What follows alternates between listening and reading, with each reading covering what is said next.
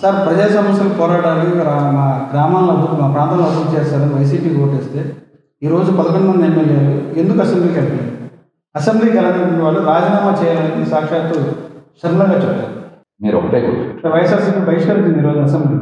ఇప్పుడు ఈ రోజున ఈ మాట మాట్లాడే ప్రతి ఒక్కరు కూడా కక్షతో, వ్యక్తిగత స్వార్థంతో, వ్యక్తిగత ప్రయోజనాల కోసం మాట్లాడుతున్న మాటలే ఇవన్నీ కూడా.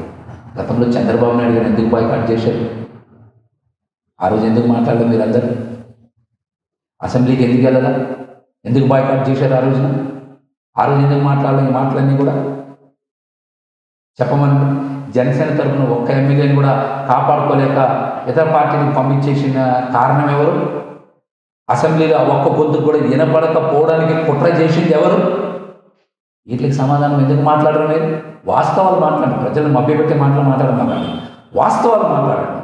అంతేగాని జగన్మోహన్ రెడ్డి గారికి 40% ఓట్లు వచ్చినాయి. ప్రధాన ప్రతిపక్షం ఈ రోజున రాష్ట్రంలో ఏదైనా ఉందంటే అది వైఎస్ఆర్సీపీ పార్టీ. అసలు తెలుగుదేశం చంద్రబాబు నాయుడు గారు కానీ, పవన్ కళ్యాణ్ గారు కానీ, పురంధరేశ్వర్ గారికి కానీ ఎందుకు ప్రతిపక్ష హోదా ఇవ్వడానికి భయపడుతున్నారు? సమాధానం చెప్పమని.